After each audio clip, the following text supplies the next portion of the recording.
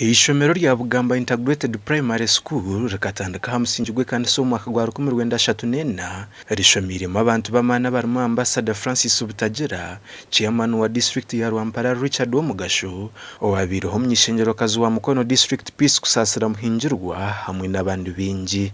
Bwanyuma yo kureba kwembera y'ishomerere rimbi, abashomireyo bashaziremo kurundana sente okombeka kizimbe cy'ebirasibena kibase kunyuguntura handebeka n'umutindo gw'ishomereri.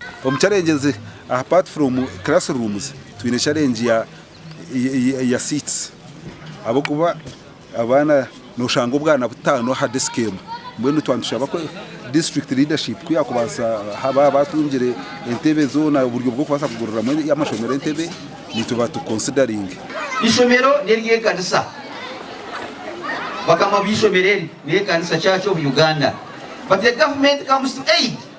The government-aided primary school.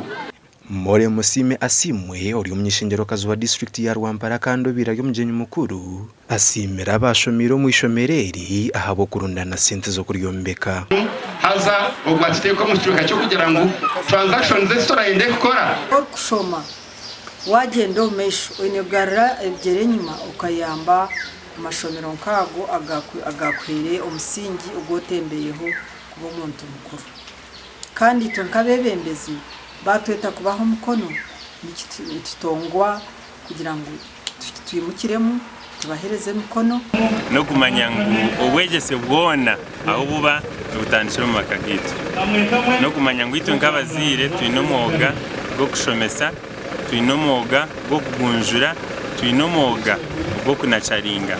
Ebizimbe binje biri yahishomereri byamazire myaka iri kurenga 88 kandi hati miliyoni 20 zabo ruhono zo zurundinwe okombekaho kizimbe kisya.